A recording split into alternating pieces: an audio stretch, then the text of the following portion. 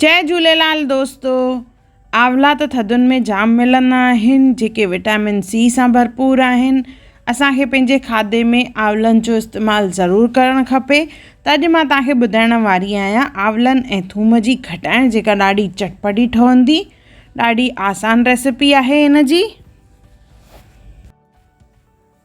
जय झूलेलाल दोस्तों, मां मुस्कान आहूजा और तव्हांजो स्वागत आहे मुंहिंजे चैनल हुनर मुस्कान का सिंधी ते। अचो त रेसिपी शुरू कयूं था पिया।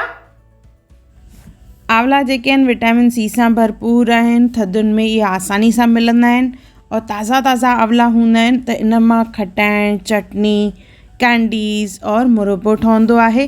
त अॼु मां तव्हांखे ॿुधाईंदसि त भई खटाइण कीअं ठाहिजे। असांखे पंहिंजी डाइट में यानी पंहिंजे खाधे में आंवले जो इस्तेमालु ज़रूरु करणु खपे। जीअं चवंदा आहिनि हिकु रोज़ु सूफ़ खाइजे, तीअं आंवले जो बि इस्तेमालु खाधे में ज़रूरु करणु खपे। अधु किलो आंवला खंया आहिनि मां, उन्हनि खे चङी तरह धोइणो आहे। धोइण खां पोइ असां हिकु तई खणंदासीं, उन में विझंदासीं तेल। 3 खां 4 चमचा तेल विझणो आहे। इन में विझंदासीं आंवला ऐं आंवलनि खे इन में सिजाइणो आहे। तव्हां चाहियो त कुकर में विझी बि सीटी हणाए सघंदा आहियो, पर पाणी जो इस्तेमालु बिल्कुलु बि न करिणो आहे। इन खे घुमाईंदे चङी तरह सभिनी तरफ़ सां असां सिजाईंदासीं। लॻभॻि असांखे 50% यानी अधु सिजाइणो आहे। त ढकणु ॾेई करे इन खे सिजाईंदासीं असां। थोरी थोरी देरि में इन खे घुमाइणो आहे जीअं सड़नि न इहे। तव्हां चाहियो त कुकर जो बि इस्तेमालु करे सघंदा आहियो। तेल ऐं आंवला विझी करे हिकु सीटी हणाइणी आहे। पहिरियों आंवला असांजा सावा हुआ, जीअं जीअं इहे सिजंदा त इन्हनि जो कलर जेको आहे ॾिसो हिन तरह पीलो थी वेंदो। मतिलबु असांजा आंवला हाणे रेडी आहिनि। इहे लॻभॻि 50% कुक थी विया आहिनि। त असां हाणे गैस बंदि करे छॾींदासीं और इन खे थधो करण लाइ रखंदासीं। आंवलनि खे थधो करण लाइ रखियो हुआ। 15 खां 20 मिंटे में आंवला जेके आहिनि थधा थी वेंदा। इन खां पोइ असां इन्हनि खे कटींदासीं त इहे आसानी सां निकिरंदा, छाकाणि त इहे आंवला जेके आहिनि सिजियल आहिनि। त ॾिसो हिननि मां असां इहे फारूं फारूं अलॻि कंदासीं और इन खे हिकु कटोरे में कढी रखंदासीं असां। इन जी तरह ॾिसो मां सभिनी आंवलनि खे कटे रखियो आहे। इहो कटोरो हाणे रखंदासीं असां साइड करे।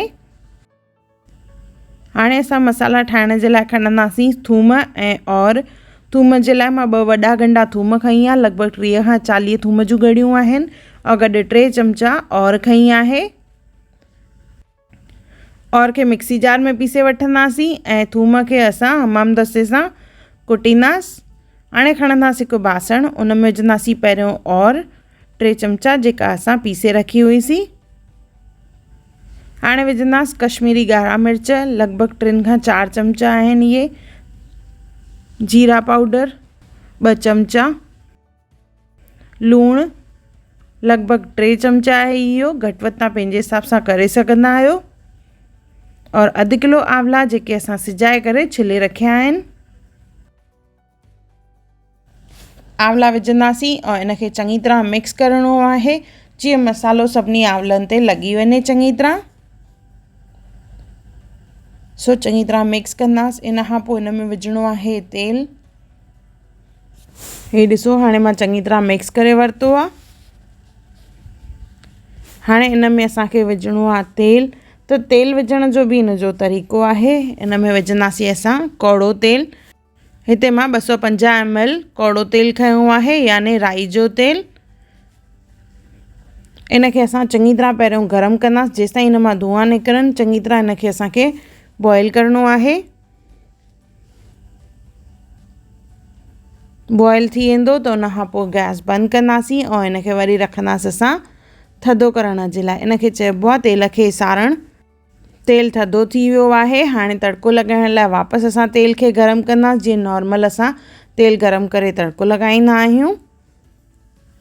घणो न गरम करिणो आहे तेल खे। इन में 1 चमचो विझंदासीं और 1 चमचो विझंदासीं जीरो और इन में विझंदासीं असां कुटियल थूम जेका असां कुटे रखी हुईसीं, जेके लॻभॻि 2 ॻंढा आहे और 2 वॾा चमचा इन मां थूम कुटियल ठहंदी, उहा विझणी आहे। बाहि तेज़ न रखंदासीं जंहिं करे थूम सड़ी वेंदी। असांखे बाहि खे मीडियम या स्लो रखिणो आहे। थूम जो सिर्फ़ु कचोपन वञे, जंहिंमें इहा सड़े न। हल्को सो कलर चेंज थींदो, थूम जो कचोपन निकिरी वेंदो। उन खां पोइ गैस बंदि कंदासीं और हिन में विझंदासीं असां ॻच चमिचो हिंग। हिंग विझण खां पोइ इनखे मिक्स करे असां थधो करण लाइ रखंदासीं।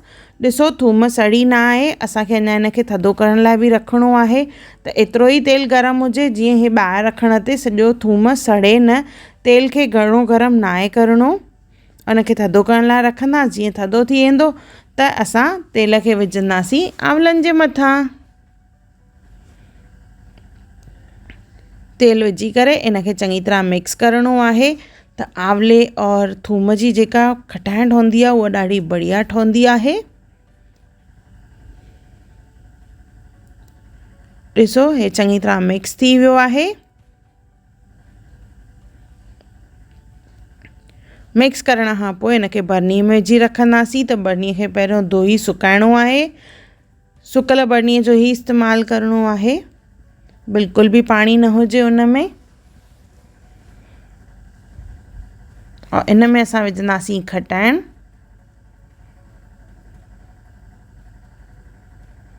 सॼी खटाइण मां हिन में विधी आहे। हाणे ॾिसो तेल बराबरि आहे की न, कीअं चेक कजे।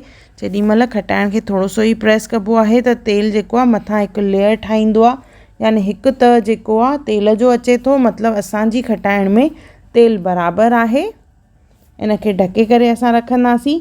लॻभॻि 5-6 ॾींहंनि खां पोइ असांजी खटाइण तयारु थी वेंदी। और तेल जी क्वांटिटी अगरि बराबरि हूंदी त असां सॼो साल खटाइण खे हलाए सघंदासीं, न त इहा ख़राबु थी वेंदी आहे। इहा असांजी आंवलनि जी खटाइण तयारु आहे, जेका ॾाढी चटपटी आहे। त हिकु दफ़ो ज़रूरु ठाहियो ऐं मूंखे कमेंट सेक्शन में ज़रूरु ॿुधाइजो त तव्हांखे मुंहिंजो वीडियो कीअं लॻो। अहिड़ियूं ॿियूं कहिड़ियूं रेसिपियूं तव्हां मुंहिंजे चैनल ते ॾिसणु चाहियो था, मूंखे कमेंट करे ज़रूरु ॿुधाइजो। मां कोशिशि कंदसि त हिकु हिकु करे अपलोड कयां। अगरि तव्हांखे मुंहिंजी वीडियो पसंदि आई हुजे त उनखे लाइक कजो, मुंहिंजे चैनल खे सब्सक्राइब कजो, इंस्टाग्राम ते ज़रूरु फॉलो कजो और मुंहिंजी वीडियो खे ज़रूरु शेयर कजो। अगरि तव्हां मुंहिंजे चैनल खे सब्सक्राइब न कयो हुजे त उनखे ज़रूरु सब्सक्राइब कजो।